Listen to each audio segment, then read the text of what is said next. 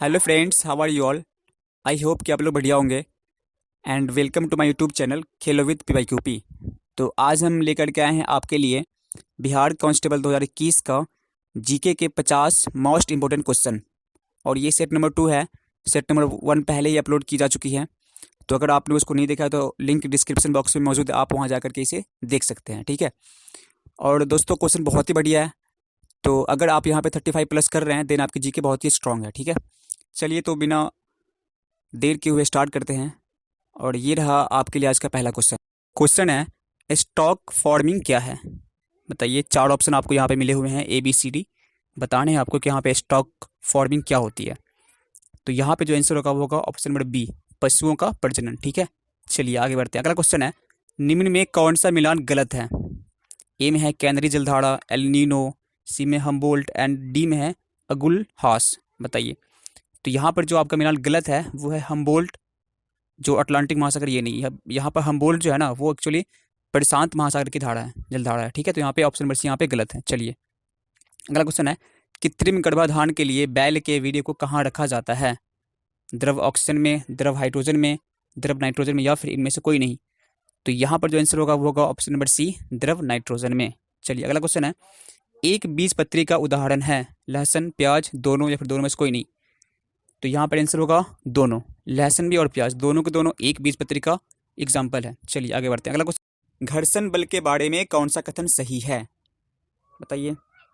तो देखिए, घर्षण बल के बारे में जो यहाँ पे कथन सही है वो है कि घर्षण बल क्षयकारी बल होता है। That means option number A यहाँ पे आपका बिल्कुल सही है, बाकी 3 जो है वो गलत होंगे। ठीक है। चलिए आगे बढ़ते हैं। अगला क्वेश्चन यहाँ पे है, शराब किसे सबसे अधिक प्रभावित करती है? बताइए।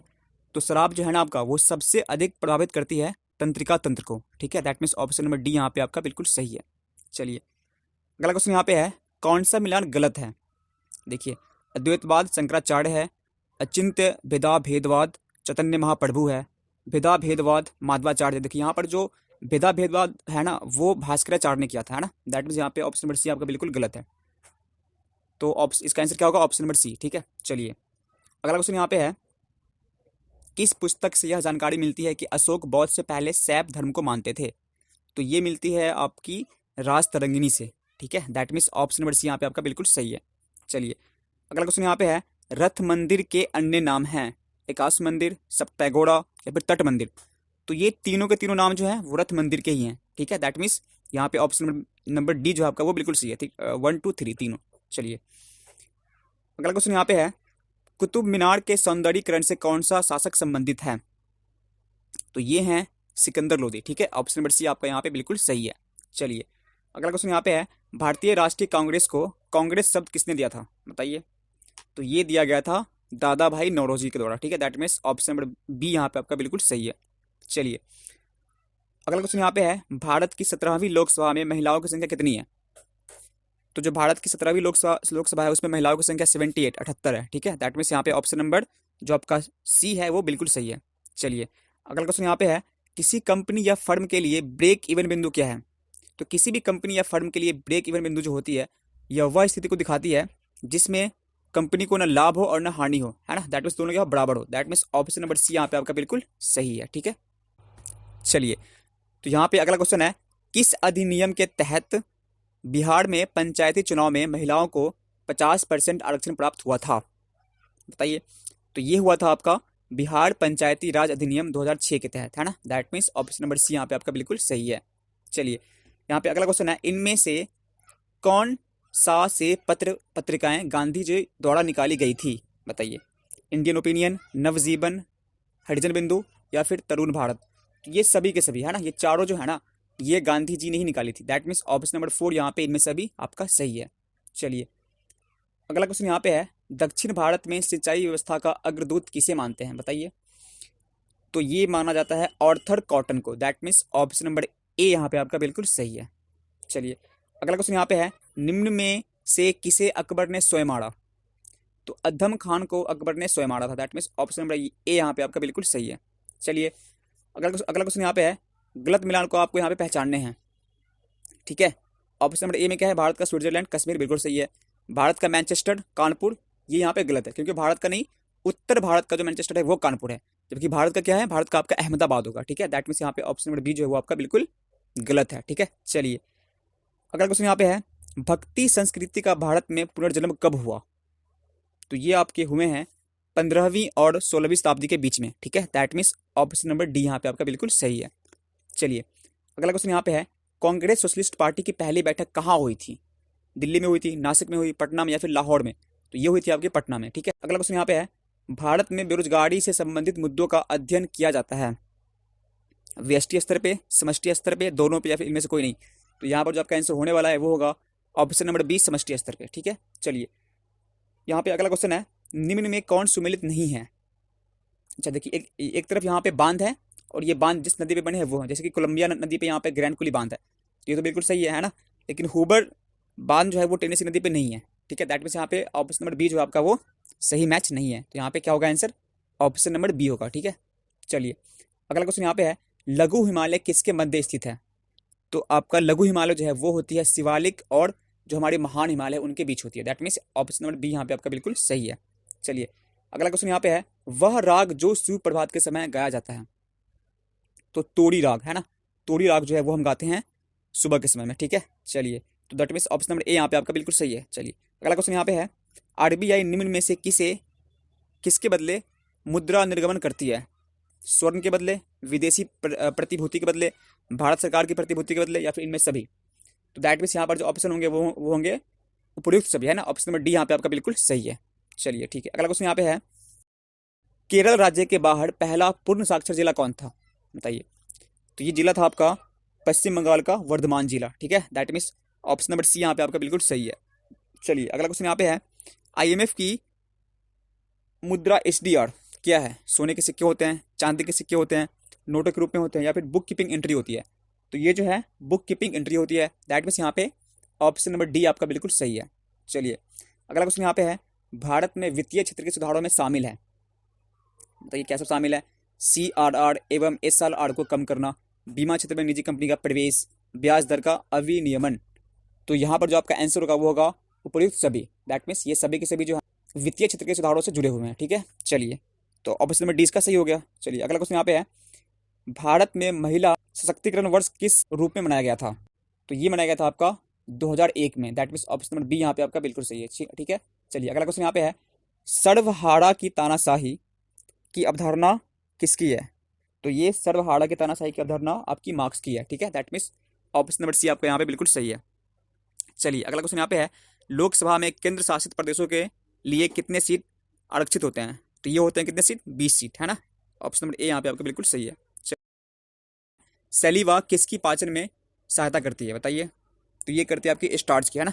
स्टार्च की पाचन में आपकी सलीवा हेल्प करती है। चलिए अगला क्वेश्चन यहाँ पे है, जलीय फर्न जिसे जैव उर्वरक के रूप में प्रयोग किया जाता है, बताइए कौन है वो? तो वो है एजोला। ठीक है, ऑप्शन नंबर बी यहाँ पे एजोला है वो सही है। चलिए अगला क्वेश्चन यहाँ पे है, विरंजक चूर्ण के लिए कौन सा कथन असत्य है, गलत है? ए में है जल में विलय नहीं होता है, क्योंकि यहाँ पे यही गलत है ना। ये जल में विलय होते हैं और यहाँ पे लिखा हुआ है कि जल में विलय नहीं होते हैं। तो ऑप्शन नंबर ए ही यहाँ पे क्या है? असत्य है। ठीक है, तो यहाँ पे आंसर इसका क्या होगा? Option number A. चलिए अगला क्वेश्चन यहाँ पे है, गलत मिलान को आपको पहचानना है किसके? बिहार के संदर्भ में। ठीक है, यहाँ पे एरिया कितना है? 94,163 वर्ग किलोमीटर, ये तो सही है।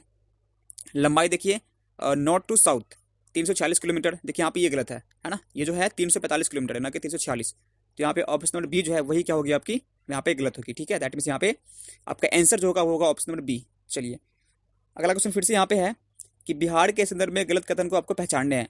देखिए तो यहाँ पर जो है पहला ए में है, न्यूनतम साक्षरता दर वाला जिला पूर्णिया, ये तो सही है।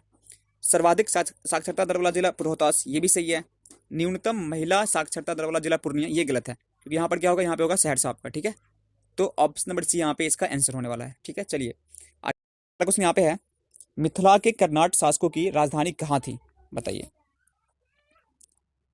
दरभंगा, मधुबनी, सिमरिया या फिर सिमरावगढ़? तो यहाँ पर जो आपका आंसर होगा वो होगा सिमरावगढ़। ठीक है, ऑप्शन नंबर डी। तो यहाँ पे अगला क्वेश्चन है, सदाकत आश्रम की स्थापना मजहरुल हक ने कब की थी? 1920 में, 1916 में, 1921 में या फिर 1922 में? तो यहाँ पर जो आंसर होगा वो 1920 में, है ना। ऑप्शन नंबर ए यहाँ पे आपका बिल्कुल सही है। चलिए अगला क्वेश्चन यहाँ पे है, पश्चिम की ओर प्रक्षेपित इलेक्ट्रॉन किसी चुंबकीय क्षेत्र द्वारा उत्तर की ओर विक्षेपित हो जाती है, चुंबकीय क्षेत्र की दिशा क्या होगी? तो देखिए इसको निकालने के लिए आपको फ्लेमिंग का वाम हस्त नियम यूज करना पड़ेगा, है ना। और जब आप यूज कीजिएगा तो यहाँ पर जो आंसर होगा वो होगा अधोमुखी, है ना, सी, दैट मीन्स नीचे की ओर। तो सी यहाँ पे आपका बिल्कुल आंसर सही होगा। ठीक है, चलिए अगला क्वेश्चन यहाँ पे है, हीरे का अपर्णांक 2.42 है, तो हीरे में प्रकाश की चाल क्या होगी। देखिए तो इसको निकालने के लिए भी आपको पता है कि एक फार्मूला होती है। फार्मूला क्या है कि अपर्णांक बराबर शून्य में प्रकाश की चाल बटे उस माध्यम में प्रकाश की चाल। ठीक है, तो यहाँ पर जब आप इस फार्मूले से निकालिएगा तो क्या आएगा आंसर 0.8 गुने 10⁻8 मीटर पर second, that means option number C यहाँ पे आपका बिल्कुल सही है।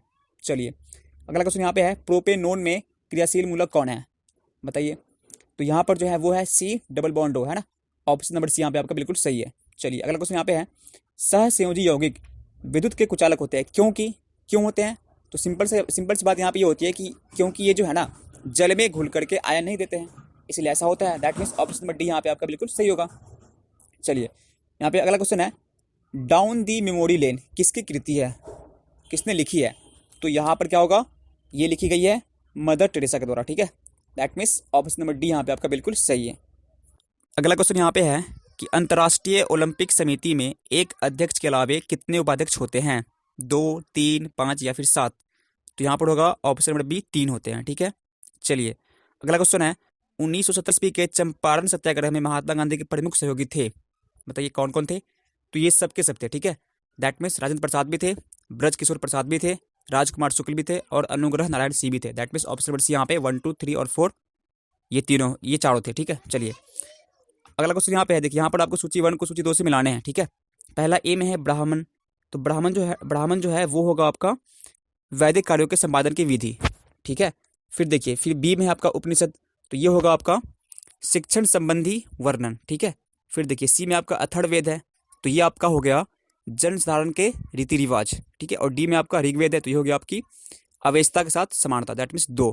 तो यहाँ पर हो गया ए का 3, बी का 1, सी का 4 एंड डी का 2, that means quote number B यहाँ पे बिल्कुल सही है। चलिए अगला क्वेश्चन यहाँ पे है, प्रबल धक्का सिद्धांत किस अर्थशास्त्री ने दिया, मार्शल ने, रॉबिन्स ने, केलकर ने या फिर रेडॉन ने।